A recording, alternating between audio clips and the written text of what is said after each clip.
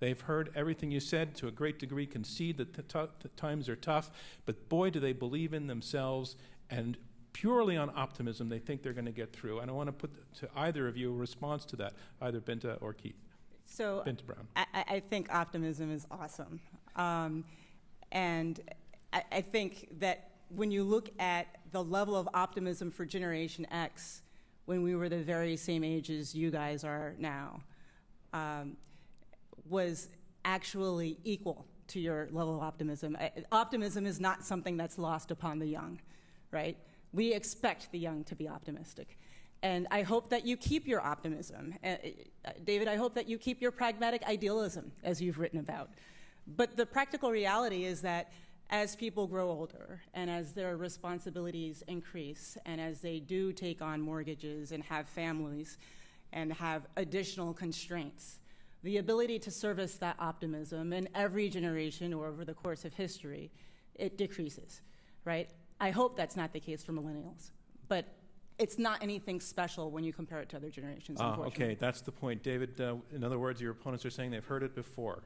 Well, I mean, I think you have to look at the context of the circumstances. You know, the hand at which Generation X was dealt, and there is a parallel. It's actually a little bit higher among millennials than it was among Generation X. But if you consider that in terms of the context, as I mentioned earlier, I think that's what's really important. That you would expect in the worst job market in history, you would expect in the face of huge unemployment and a terrible economic climate, that the natural tendency would be for people to be incredibly not optimistic about their own economic future. But what's even more interesting is that people are optimistic about their situation at the moment, not just about their future and what's ahead. And I think that that's really what's particularly striking about it. Can we just talk about Let me bring Keith in to respond to that. Keith, do you prefer W. Keith in references or Keith? Keith is good. Okay, because when I first ran by you with Keith, a big voice in my head said, "Say W."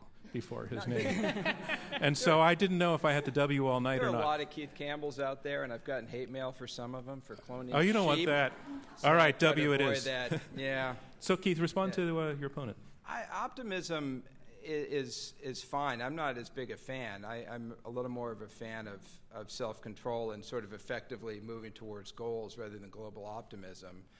I don't know if we're seeing that. I don't know. I don't know if there's data on, are people saying, look, I'm in trouble, I'm going to do X, Y, and Z to get out of trouble, or are they kind of moving into something else to get away from it? I just don't know the answer to that. Jessica?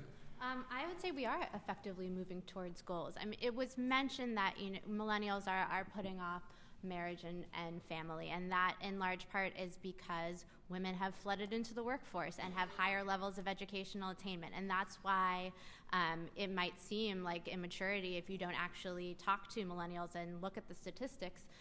They are putting off these things not out of a sense of immaturity, but because they do want all of their ducks in a row. They're planning for these things. That planning takes longer, and I don't think that is necessarily a bad thing. I mean, all of the studies show that older parents are better parents, so I just don't see how that's a cause for alarm. That's a cause for celebration.